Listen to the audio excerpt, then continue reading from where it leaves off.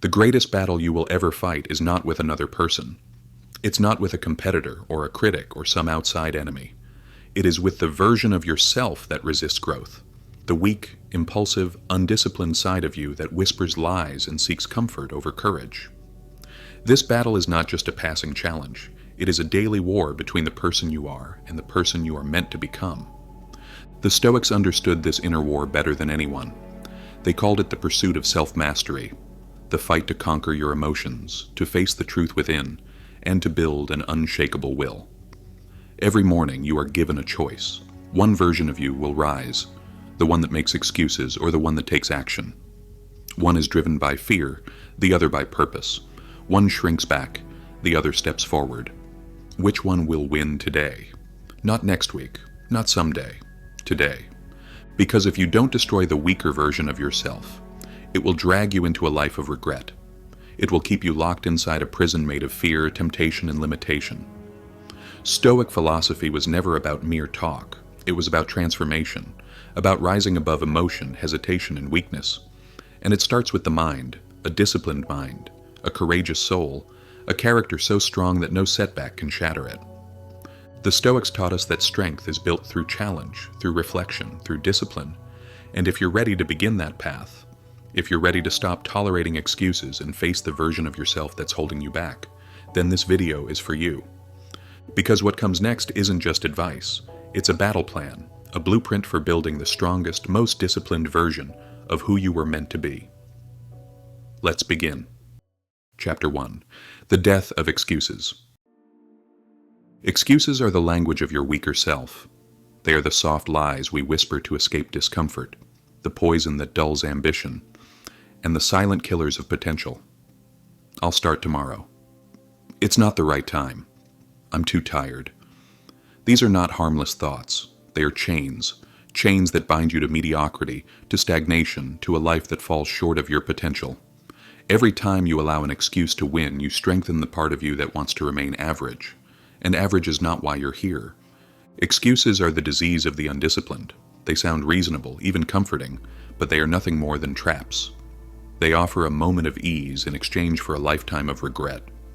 The Stoics had no tolerance for this kind of thinking. Marcus Aurelius reminded us, "You have power over your mind, not outside events. Realize this and you will find strength."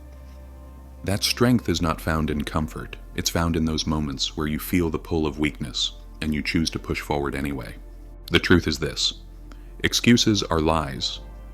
Lies you tell yourself to avoid responsibility. Lies you use to justify wasting time.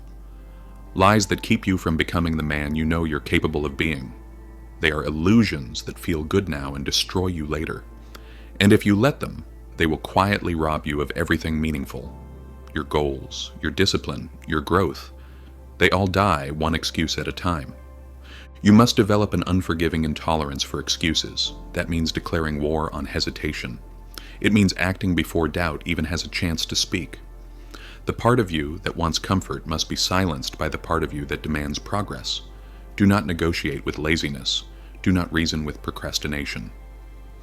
The second you feel yourself making an excuse, that is the precise moment you must move.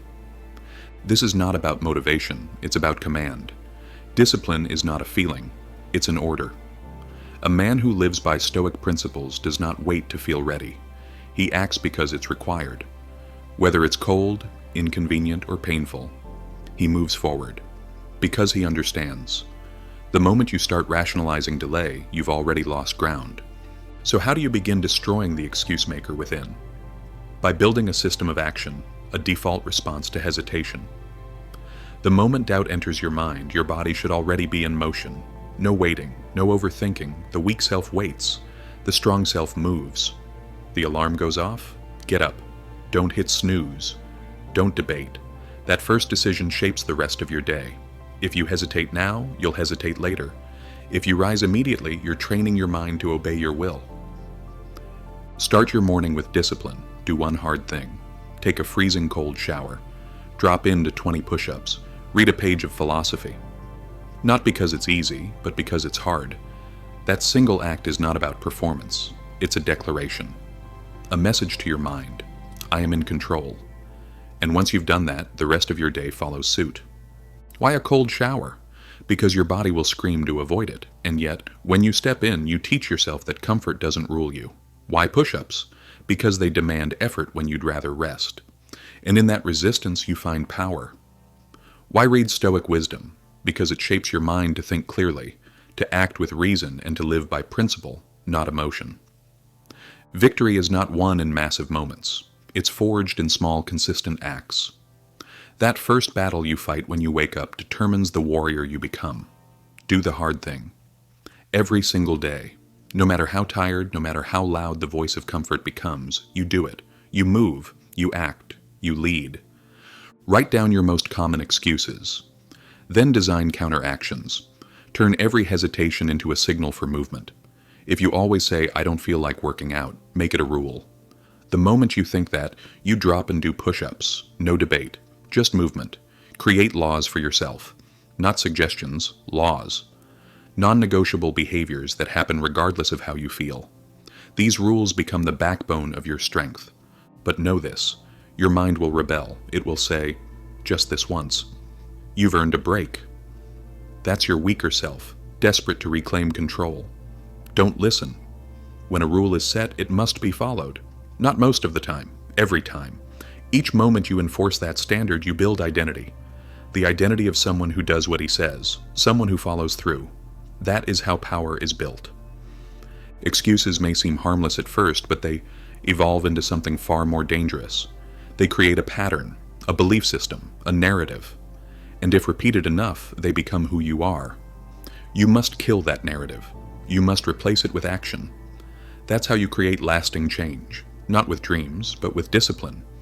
Every excuse is a test, and your response is either reinforcement or resistance.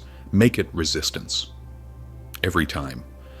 The Stoics understood that true freedom comes from self-rule. To be free, you must master yourself. That means no longer being a slave to the impulse of delay, no longer rationalizing weakness, no longer putting things off until you feel ready. The man who waits to feel ready is always waiting. The man who acts regardless of how he feels becomes unstoppable. If your mind says, "I'll do it later," respond, "No, I do it now." If it says, "I'm too tired," reply, "That's why I must move." If it says, "You can skip today," say, "That's the reason I won't." Every excuse is a moment to build your strength, or to lose it. Choose strength. The man who dominates his life is not the most talented or the most inspired. He is the one who acts when others hesitate, who trains when others quit, who holds the line when others break. And it starts with one decision: to never accept an excuse again. Start small if you must, but be relentless. Build the habit of immediate action. Treat excuses as enemies. Each time you shut one down, you get stronger. Over time, this becomes who you are. You become a man of action, not thought, not talk. Action. The man of action doesn't look for perfect conditions. He creates them. He doesn't wait for clarity. He moves forward and creates it. He doesn't ask if he feels like it. He asks what must be done, and he does it. You don't need motivation. You need movement, because movement creates energy. Action creates momentum, and momentum builds a life that no excuse can break. This is how the weak self dies. Not in one dramatic moment, but through 1,000 acts of discipline, 1,000 victories over hesitation. One excuse crushed after another, until there are none left. Your identity is forged in these moments. Decide who you are. The one who moves, or the one who waits. The one who builds, or the one who delays. Today, not tomorrow. Kill the excuses now, or be ruled by them forever. Let the weak self die, so the strongest version of you can live. Chapter 2. Discipline over motivation. Motivation is fleeting. It comes and goes like the wind, unreliable, unpredictable, and often missing when you need it most. And if you wait for motivation to move, you'll spend your life standing still. The weak self waits for inspiration. The strong self creates momentum. Motivation is a spark, but discipline is the fire. And only one of them will keep burning when the storms come. The Stoics never spoke of waiting to feel ready. They trained themselves to do what needed to be done, whether their emotions aligned or not. Seneca said, "Luck is what happens when preparation meets opportunity." But that preparation doesn't come from waiting to feel inspired. It comes from showing up every single day, regardless of mood, weather, or circumstance. Discipline is not a mood, it is a mindset. It is the act of commanding yourself to move even when every part of you wants to stay still. The strong man doesn't ask, "Do I feel like it today?" He says, "This is who I am." He acts because that's what his identity demands. And in that commitment lies power. Because when others hesitate, he's already ahead. When others quit, he's just getting started. Why is discipline superior? Because it doesn't care how you feel. It doesn't negotiate. It doesn't falter. It simply acts. And through consistent action, it builds a foundation stronger than motivation could ever offer. The man who waits to feel motivated will only act when the path is easy. The man who lives by discipline acts when it's hard, especially when it's hard, because he knows that's when it counts the most. Your weaker self will whisper, "Take it easy today, you've earned it." But that voice is the gatekeeper to mediocrity, and you cannot afford to let it win. When you hear it, that is your trigger to act even harder, to double down. Because the moment you give in, you're reinforcing weakness, but the moment you fight back, you strengthen your resolve.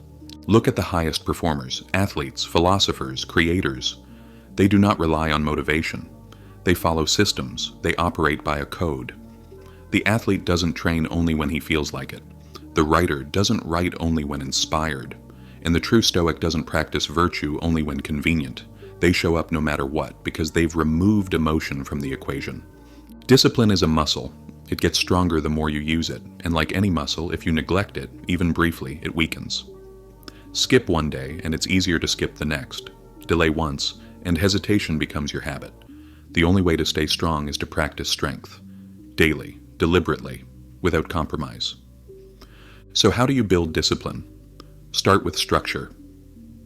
Create daily rituals that remove decision-making. Wake up at the same time. Train at the same time.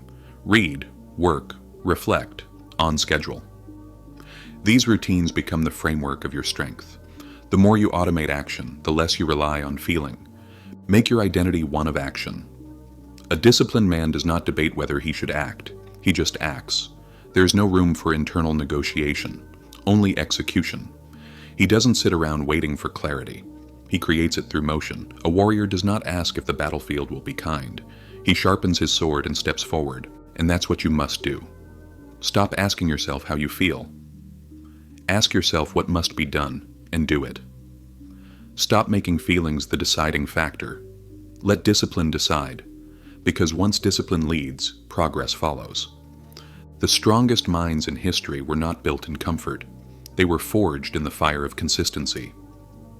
They understood that readiness is an illusion. No one is ever truly ready for what greatness demands. You must act anyway.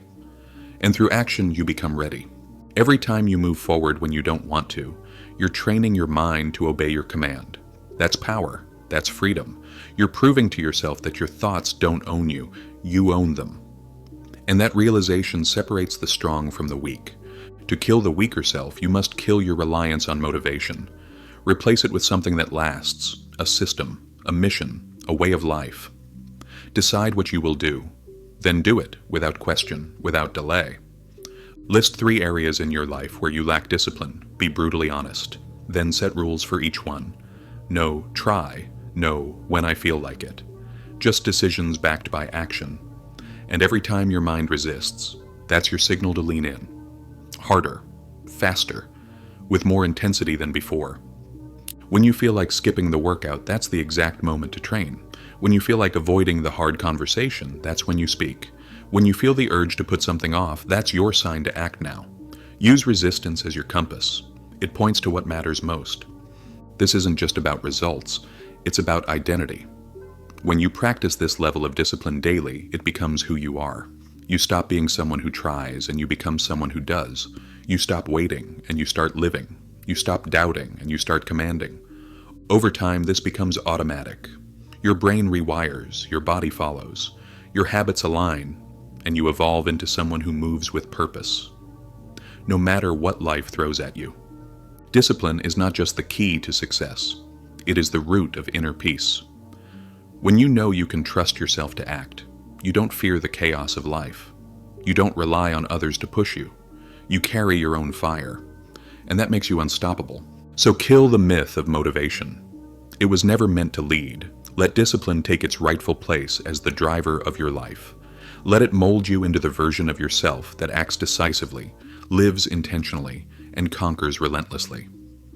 Because the world belongs not to those who wait, but to those who act, without hesitation, without compromise, without excuse. Chapter 3. Hardship is your ally. Most people run from discomfort. They seek the path of least resistance, avoiding anything that feels painful, difficult, or uncertain. But what they fail to understand is this. Hardship is not the enemy. It is the training ground, the forge, the place where strength is born. Weakness grows in comfort. But power is built in adversity. The Stoics embraced this truth. They didn't just tolerate hardship, they welcomed it. Epictetus reminded us, difficulties show a man what he is. And what does that mean? It means the challenges you face are not here to break you. They are here to reveal you, to expose the parts of you that need work, to test the core of your character. If you run from the test, you stay the same. If you face it, you rise. The man who avoids hardship becomes fragile. The one who faces it becomes unshakable. That's the paradox. What you fear will crush you is the very thing that can make you indestructible. But only if you meet it head on. When life hits, you have two options, shrink or sharpen. Most choose the easy road, but the few, the disciplined, the focused, the mentally prepared, they lean into the fire.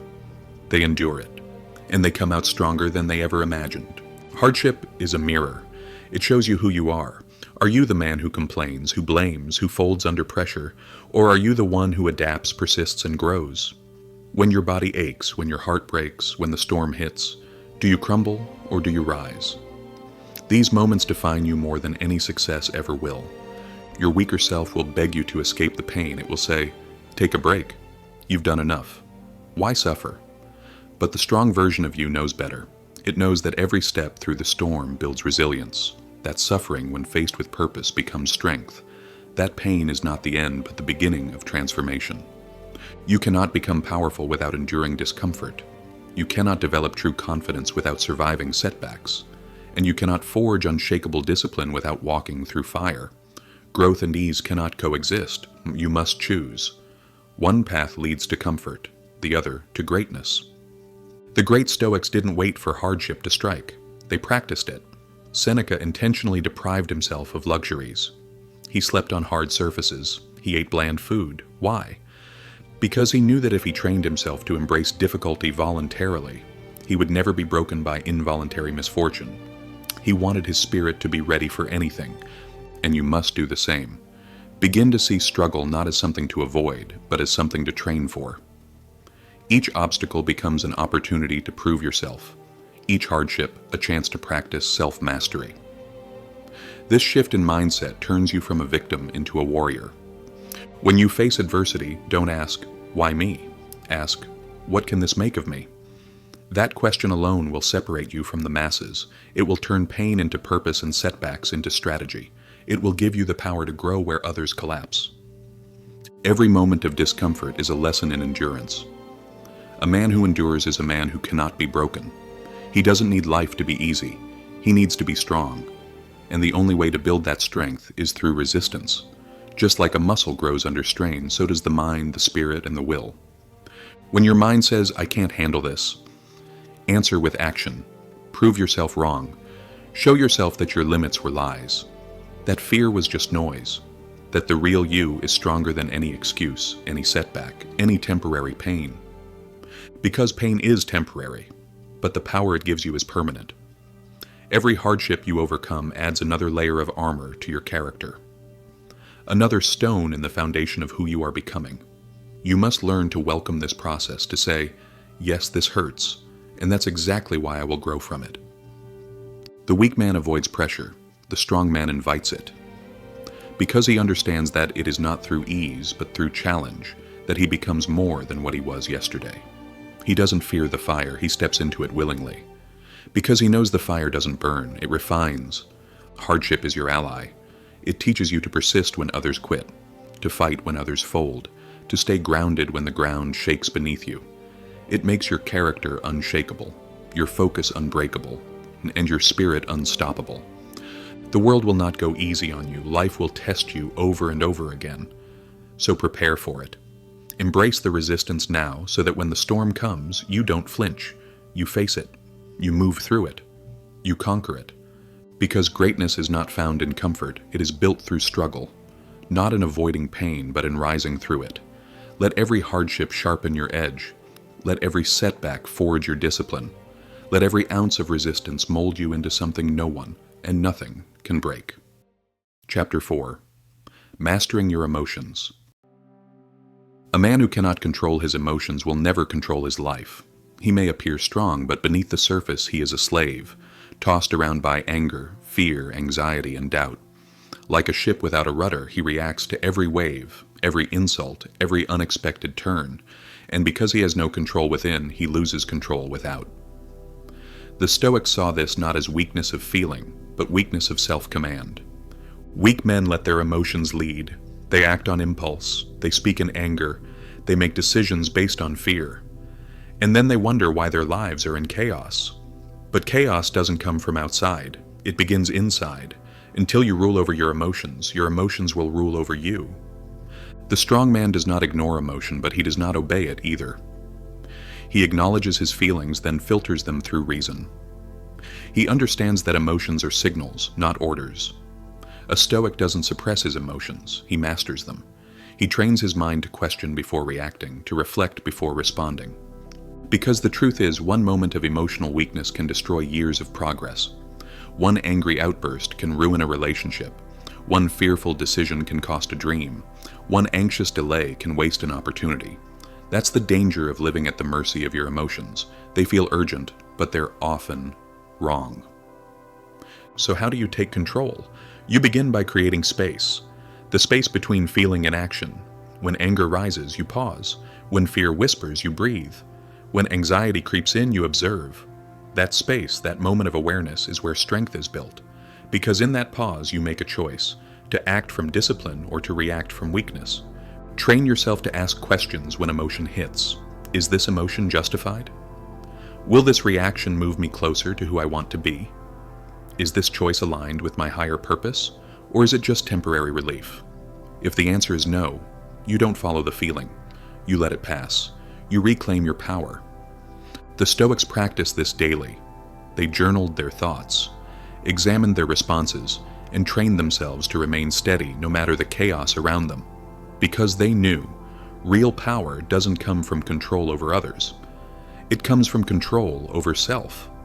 And that's your challenge, to become the calm in the storm, to be the one who stands still when everyone else is panicking, to keep your voice steady when others shout, to keep your vision clear when the fog sets in. That is what strength looks like, not loud, but unshakable. Weak men confuse emotion with truth. They believe every thought that enters their mind. They assume fear means danger, that anger means injustice, that sadness means failure. But emotions are not facts. They are passing clouds. They must be observed, not obeyed. The strong man sees emotion for what it is, a wave, not the ocean. He does not drown in it. He watches it rise, then watches it fall. He uses it as fuel, not as chains. His anger becomes focus. His fear becomes caution. His sadness becomes reflection, but none of it controls him. You must train your mind daily to respond with discipline. When you're tempted to lash out, pause. When you're filled with doubt, write it down. When you feel overwhelmed, simplify. Emotional mastery is not about suppression. It's about leadership. It's about guiding yourself when your emotions would drag you elsewhere. The Stoic warrior is not cold or unfeeling. He is simply not enslaved. His emotions are part of him, but they do not define him. He lives by principle, not by mood, by purpose, not by panic. And because of that, he remains steady when the world tilts. Control your emotions, or they will control you. Rule over your mind, or it will rule over you. These are not just ideas, they are commands. Because without emotional control, every discipline you've built is vulnerable. One emotional decision can destroy everything. So build that fortress now. Train your mind like a general studies a battlefield. Know your weaknesses, learn your patterns, anticipate your impulses. And when the moment comes, choose strength, choose clarity, choose reason. Because when you master your emotions, you don't just gain peace, you gain power. And nothing, not fear, not anger, not even chaos, can shake a man who rules over himself. Chapter 5. Self-respect through self-discipline. You cannot respect yourself if you constantly betray yourself. Every time you break your word, procrastinate, or seek approval from others, you chip away at your own dignity. Weak men crave validation from the outside because they have nothing solid on the inside. They need applause, attention, and reassurance to feel valuable. But the man who lives by discipline, he doesn't beg to be respected, he becomes someone who commands it. Self-respect is not found in likes, compliments, or approval. It is found in the mirror, in knowing that you said you'd do something, and you did it. In living by a code that you don't bend, even when no one is watching. That's where real confidence is born. Not in the opinions of others, but in your ability to hold the line when it matters. Discipline is the foundation of that inner respect, because without discipline, your life is ruled by impulse, by distraction, by weakness. You can't build a strong mind while indulging in habits that weaken it. You can't build a powerful life while constantly giving in to excuses, cravings, or the pressure to please everyone. The Stoics taught us this with brutal clarity. Seneca wrote, "It is not that we have a short time to live, but that we waste much of it. And what wastes time more than a man obsessed with being liked? A man constantly checking his phone, seeking digital approval, losing hours to comparisons, distractions, and noise. This is not living. This is avoidance. And avoidance is the enemy of self-respect. To build true confidence, you must break your dependence on others. That means cutting the cord between your self-worth and their approval. You are not here to impress. You are here to improve. And improvement only happens through focused, consistent effort, through discipline. Look at how you spend your time. Is it strengthening you or draining you? Are you learning, building, growing, or scrolling, comparing, numbing? The weak self escapes into distraction. The strong self dives into purpose. One wastes hours, the other builds something with them.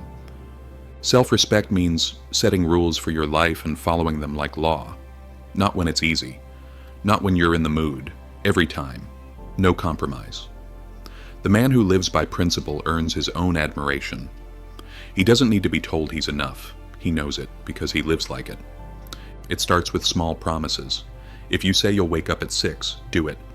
If you commit to training 5 times a week, don't miss. If you decide to read daily, open the book, no matter what. These are not tasks. They are tests. And every time you pass one, you grow in self-respect. The strong man does not need to shout his value. He demonstrates it. He doesn't chase attention. He gains admiration through results. The weak man wants to be liked. The strong man wants to be capable. The weak man conforms to fit in. The strong man stands firm to stand out. And what about when no one's looking? That's where it counts the most. Character is built in private, in the choices you make when no reward is waiting, when no one claps, when no one sees. That's when you reveal who you are, and that's when you shape who you become. You must make discipline your standard, and your reward, a sense of self that cannot be shaken, a confidence that doesn't rise or fall with public opinion, a core that's grounded in action, not applause. Let go of the need to prove yourself to the world. Prove yourself to yourself.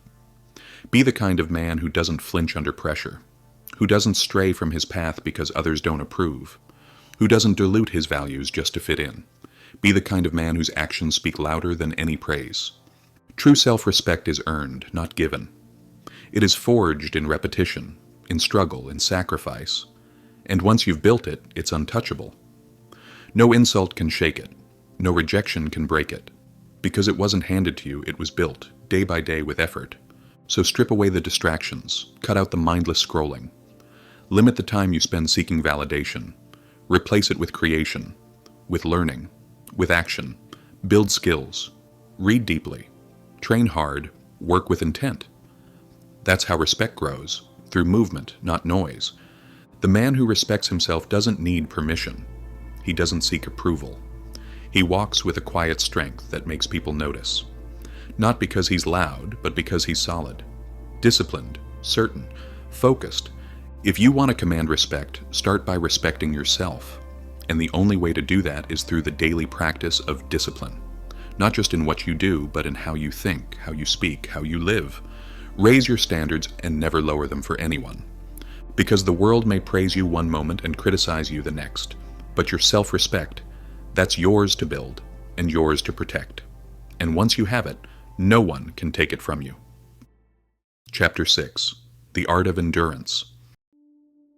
Endurance is the quiet strength that separates the average from the extraordinary.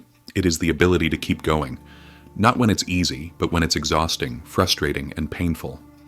Weak men quit when discomfort shows up. They complain, they shrink, they look for escape. But the man of discipline, the man forged by Stoic principles, endures. He pushes forward when everything in him wants to stop. The Stoics knew this was the foundation of greatness. Epictetus said, "Don't hope that events will turn out the way you want. Welcome events in whichever way they happen." That is endurance. Not passive acceptance, but fierce resilience. The mindset that whatever happens, you will not break. That no matter how heavy the burden, how long the road, or how fierce the resistance, you will hold the line.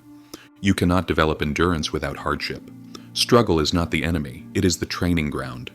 When others fall apart, you stay composed. When your body aches and your mind pleads for comfort, you continue. Because in those moments, you're not just surviving, you're becoming. Becoming someone unshakable, someone untouchable, someone who doesn't flinch at adversity, but grows stronger within it. The man who endures doesn't pretend things are easy. He simply doesn't let difficulty stop him. He adapts. He persists. He learns from pain instead of retreating from it. That's what separates him from the rest. Not talent, not luck, but relentless perseverance. Every obstacle is an invitation to grow. Most reject it, but you must embrace it. Push your limits daily, mentally and physically. Not to impress others, but to harden yourself. When you train your mind to handle pressure, stress loses its grip on you. When you train your body to push through fatigue, comfort loses its appeal. This is not about masochism, it's about mastery. The more pressure you expose yourself to intentionally, the more capable you become when life throws it at you without warning. Most people break when things get hard, because they've never trained for difficulty. But you, if you embrace the hard path, will rise through it. Endurance is not just survival, it's transformation. It's not holding on, it's growing stronger while holding on. It's staying in the fire long enough to forge something better. It's learning to breathe calmly in chaos, to walk slowly through storms, to keep your principles intact when everything around you shakes. This kind of strength doesn't come from motivation, it comes from commitment, a decision made in advance that no matter how you feel, you will not quit. That your path is non-negotiable, that your goals are too important to abandon when discomfort sets in. You must make pain your teacher, not your enemy. The hard days are the real training. The setbacks, the failures, the frustrations, they're all tools, sharpening your will. Use them. Lean into them.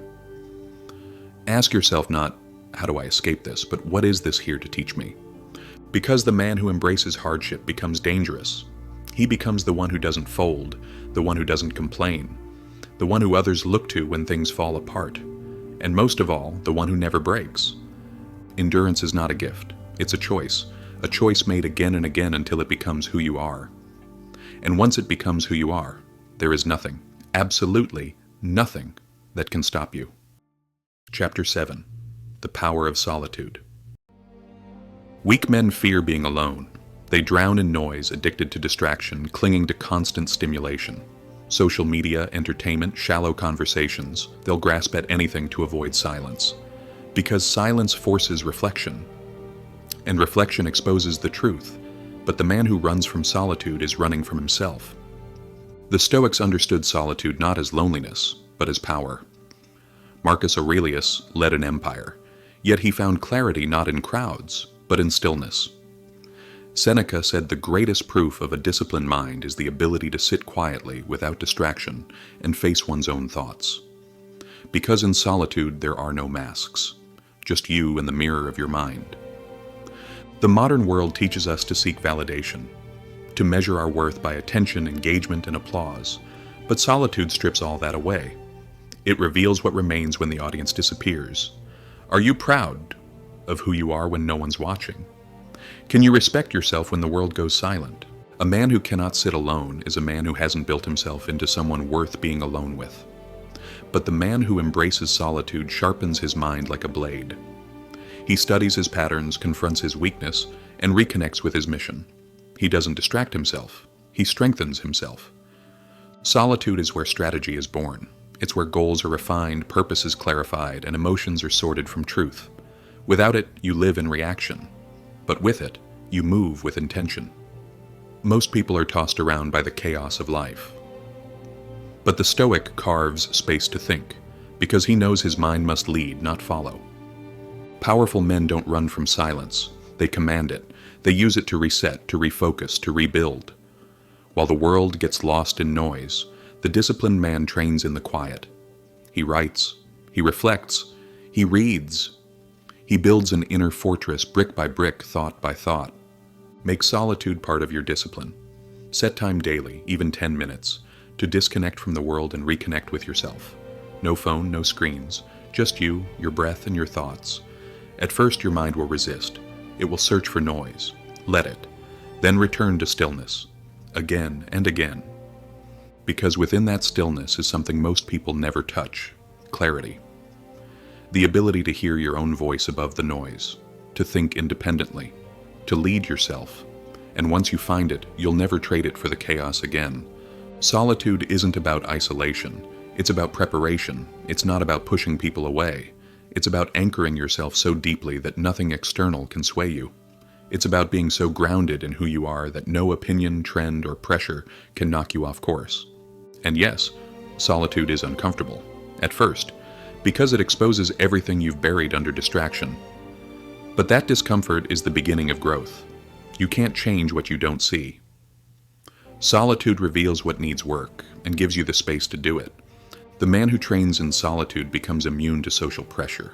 He doesn't need to fit in because he already knows where he stands. He doesn't chase status because he's already chosen his values. He doesn't fear criticism because his character isn't built on approval, but on self-mastery. Don't run from the silence. Use it. Step into it deliberately. Bring your journal, your goals, your thoughts, and go to work. Not externally, but internally. That's where the strongest version of you is hiding, and that's where you'll find him. Solitude is not weakness. It is strength in its purest form. The strength to be alone, to face yourself, and to grow without applause. The strength to lead yourself without needing a crowd behind you. Practice solitude, and you won't just gain peace, you'll gain power. And in a noisy world full of desperate voices, the man who walks calmly, quietly, and with purpose will always be the one who stands tallest. Chapter 8. Controlling the Chaos of the Mind. A man who cannot control his thoughts will never control his life. He is not free. He is imprisoned by worry, by fear, by distraction. His mind is not a tool. It's a battlefield. And he loses that battle every day. He is pulled in 1,000 directions, ruled by every passing emotion, every sudden impulse, every fearful thought.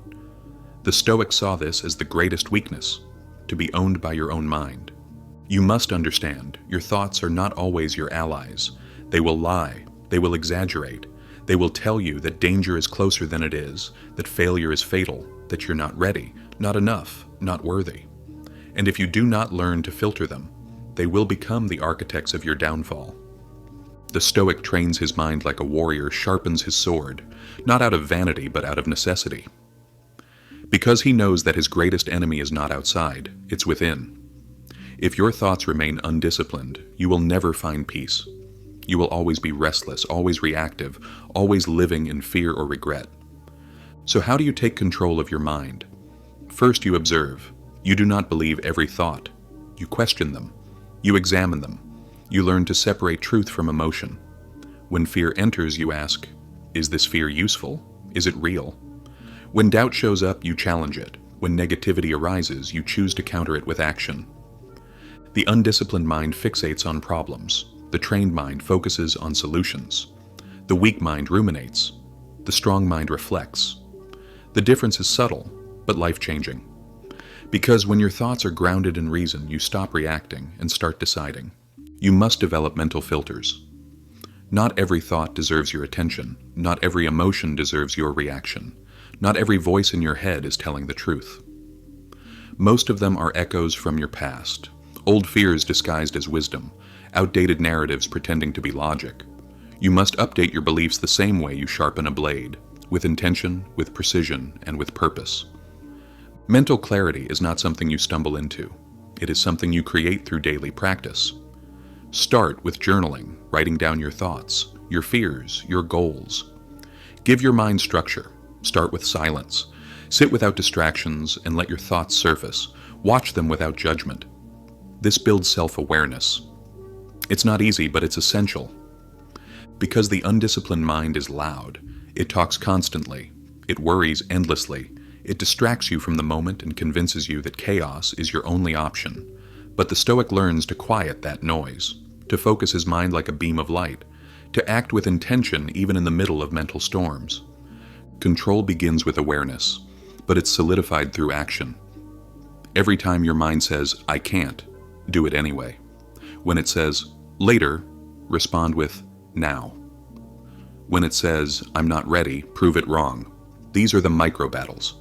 Win them and you rewire your brain for strength. The strong mind is not a mind that feels no fear. It's a mind that fears but acts anyway. It doesn't avoid discomfort. It commands focus inside of it. It doesn't run from uncertainty. It moves through it with confidence. And that confidence doesn't come from ego. It comes from discipline. From the daily habit of training your mind to follow your values, not your emotions. Discipline of thought leads to discipline of life. Once your mind is stable, your actions become deliberate. Your choices become intentional. Your days become ordered. That is how you build momentum. That is how you eliminate chaos, not by running from it, but by facing it with a mind that cannot be shaken. You must become the master of your thoughts, or you will forever be their servant, a servant to fear, a servant to self-doubt, a servant to everything that holds you back. But once you decide that your mind is yours to control, everything changes. You become calm where others panic, focused where others drift, unshakable where others break. The battle begins and ends in the mind. Win there, and you win everywhere else. But it will not happen by chance. It requires effort, daily effort, relentless effort. You must show up for your mind the same way you would for your training, your work, or your mission. So choose to build a mind that serves you, not sabotages you. Choose clarity over chaos, reason over reaction, power over panic. That is what the Stoics taught, and that is what you must practice if you want to become the kind of man who cannot be broken. Chapter 9. The Warrior's Mentality. To win in life, you must think like a warrior. Not in the sense of violence or aggression, but in discipline, clarity, and an unshakable refusal to surrender.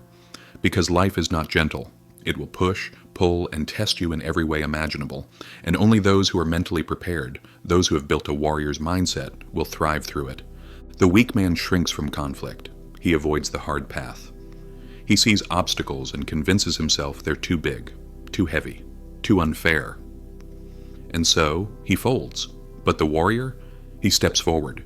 He doesn't hope for ease, he prepares for resistance. He doesn't run from the fight, he trains for it, because he knows the struggle isn't punishment, it's preparation. The Stoics admired this mindset. Marcus Aurelius, a Roman emperor surrounded by pressure, war, and betrayal, trained his mind like a soldier. He wrote not about conquest over others, but over himself. The warrior's path, he knew, is not about domination. It's about mastery. Mastery over emotion, over fear, over impulse. To adopt the warrior mentality, you must eliminate the option of retreat. You must make quitting unacceptable. When you face a challenge, you don't ask, "Should I keep going?" You tell yourself, "I move forward, no matter what." That internal resolve, that absolute decision, is where the real power lives. Weakness begins where negotiation starts. The moment you allow yourself to entertain the idea of giving up, you're already halfway there. The warrior doesn't enter the arena to see what happens. He enters with the certainty that he will endure, that he will overcome, that he will stand up no matter how many times he falls. Failure is not feared.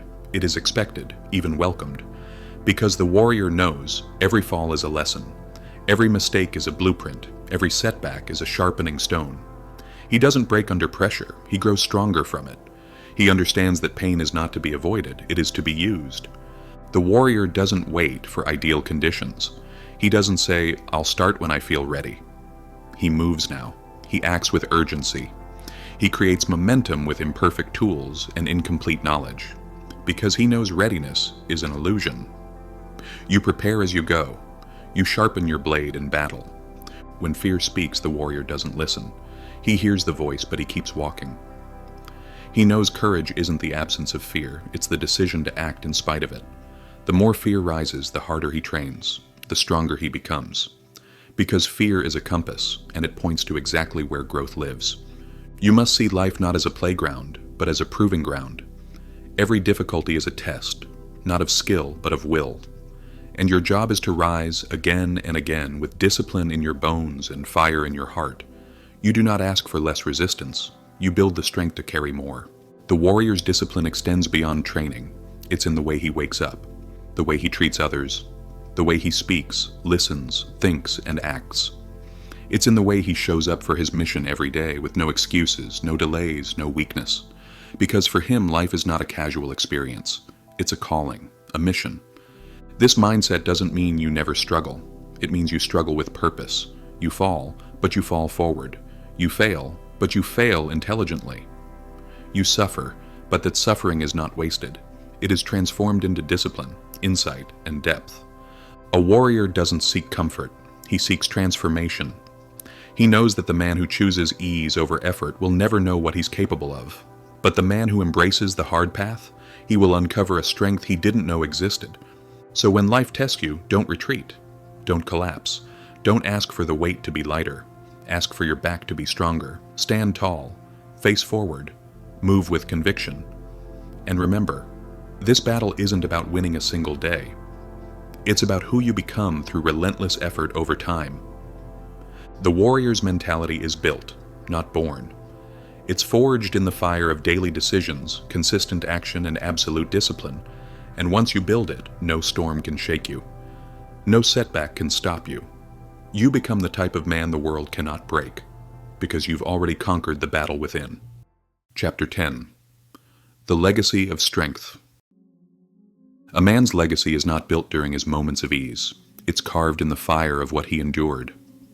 Weak men leave nothing behind but regret, empty words, and wasted years. They lived passively, hoping the world would remember them without ever doing the work to be remembered. But the strong man, he leaves a mark.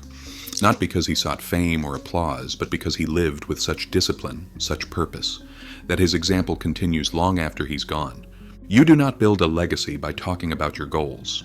You build it by showing up every single day and doing the work, especially when no one is watching. You build it by keeping your promises, by holding your ground, by staying true to your values in the face of pressure. The man who lives with intention leaves behind something far greater than material wealth. He leaves behind a standard. The Stoics understood this deeply. Seneca wrote, "Life is long if you know how to use it." But most people waste it. They waste it chasing comfort. They waste it in distraction, in fear, in delay. They don't realize that every day spent procrastinating is a day they never get back. Every excuse is another brick in the tomb of unrealized potential. But not you. You must choose to live differently, not later, not someday. Now, because the clock is ticking. And what you do with your time will determine whether you fade, or whether your name carries weight long after you're gone. Legacy is not a moment. It is not one big achievement. It is the accumulation of every disciplined act. Every decision to rise early, every refusal to quit. Every time you chose action over comfort, silence over reaction, virtue over pleasure. Each of those becomes a brick in the foundation of your legacy. You don't need recognition to matter. You need purpose, and purpose is found in responsibility, in showing up with consistency even when it's hard, especially when it's thankless. That's what defines a strong man. Not applause, but endurance. Not status, but character. The man who builds a legacy doesn't wait for the perfect moment. He creates greatness out of the ordinary. He treats each day as a gift, each challenge as a teacher. While others look for shortcuts, he stays the course. While others drift, he locks in. He doesn't look for a legacy, he becomes one. What are you leaving behind? What will others say when your name is spoken? Will they remember you as someone who gave everything, someone who stood for something real, someone who could be trusted, who walked with honor, who lived with fire? Or will they remember someone who almost tried, who almost started, who almost lived? You don't need to be the best in the world. You need to be the best version of yourself and live it out every single day. You need to lead by example. You need to be the man others look to when they feel weak, because your presence, your actions, your words, carry the weight of experience. Discipline is the echo that lives on after you're gone. The people you inspired, the lives you impacted, the children, students, friends, and strangers who remember how you carried yourself. That is what lasts. That is what matters. The legacy of strength is not about being remembered for being perfect.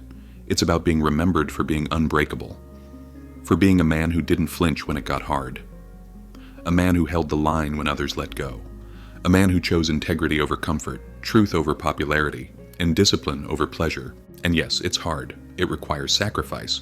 It demands that you say no to distractions, no to excuses, no to weakness. But in doing so, you gain something greater than the fleeting pleasure of indulgence. You gain self-respect. You gain peace. You gain immortality, not through fame, but through impact. Because even when your name is forgotten, your influence remains in the habits you shaped, the courage you sparked, the standard you lived by. This is how a true Stoic builds eternity, not with statues, but with actions that echo for generations. So do not waste your life. Stand tall, live with discipline, speak with purpose, and walk with such integrity that your presence alone demands others rise with you.